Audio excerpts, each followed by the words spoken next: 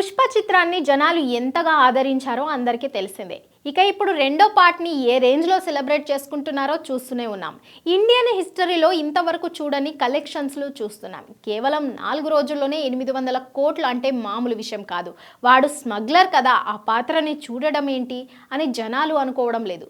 ఇక్కడ బన్నీ నటన, సుకుమార్ డైరెక్షన్ను ఎంజాయ్ చేస్తున్నారన్నట్లు కనిపిస్తుంది. అయితే పుష్పకి జాతీయ అవార్డు రావడం పైన చాలా విమర్శలు వచ్చిన సంగతి తెలిసిందే. పుష్ప చిత్రానికి గాను అల్లు అర్జున్కు జాతీయ అవార్డు వచ్చిన సంగతి తెలిసిందే. ఆ టైంలో అందరూ కూడా జై భీమ్ చిత్రానికి గాను సూర్యకు వస్తుందని అనుకున్నారు. కనీసం జై భీమ్ చిత్రానికి ఒక్క అవార్డు అయినా వస్తుందని అనుకున్నారు. కానీ అల్లు అర్జున్ పుష్పకు జాతీయ అవార్డులు వచ్చాయి. సమాజానికి ఏం సందేశం ఇస్తోందని పుష్పకి అవార్డులు ఇచ్చారు? స్మగ్లింగ్ చేసే పాత్రలకు ఆ నటనకు అవార్డు ఇస్తారా అంటూ కొందరు సినీ లవర్స్, జై భీమ్ ఫ్యాన్స్ హట్ అయ్యారు. ఇక జై భీమ్కు అవార్డులు రాకపోవడంతో నాని వంటి వారే హట్ అయిన సంగతి తెలిసిందే. తాజాగా ఈ వివాదాన్ని మళ్ళీ తీన్మార్ మల్లన్న రేపాడు. తాజాగా ఆయన ప్రయాణ గోదారి అనే సినిమా ఈవెంట్కు గెస్ట్గా వచ్చాడు. డిసెంబర్ 13న రిలీజ్ కాబోతున్న ఈ మూవీ ప్రీ రిలీజ్ ఈవెంట్లో తీన్మార్ మల్లన్న చేసిన వ్యాఖ్యలు ఇప్పుడు వైరల్ అవుతున్నాయి.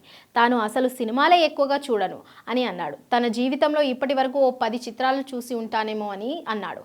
అసలు సినిమాలు అనేది సమాజాన్ని ఉత్తేజపరిచేలా, ఏదైనా మంచి నేర్పించేలా ఉండాలని ఆయన అన్నాడు. ఎవరో ఓ ఫ్రెండ్ చెబితే జై భీమ్ సినిమాను చూశాడట. ఆ మూవీ తనకు చాలా నచ్చిందట. ఈ చిత్రానికే జాతీయ అవార్డు వస్తుందని అనుకున్నాడట. కానీ అదే ఎర్రచందనం స్మగ్లింగ్ చేసే సినిమా పుష్పకి వచ్చిందట. ఆ నిర్ణయం అసలు ఎలా తీసుకున్నారు, జాతీయ అవార్డు ఏ ప్రాతిపదికన ఇస్తారో తనకు తెలియదని అన్నాడు. ఆ నిర్ణయం తర్వాత పూర్తిగా సినిమాల్ని చూడడమే మానేశానని అన్నాడు. అటు రాజేంద్ర ప్రసాద్, ఇటు తీన్మార్ మల్లన్న మళ్ళీ పుష్ప కాంట్రవర్సీని పైకి తీసుకొచ్చారు. వాడెవడో ఎర్రచందనం దుంగల్ని దొంగతనం చేసేవాడు హీరో అంట.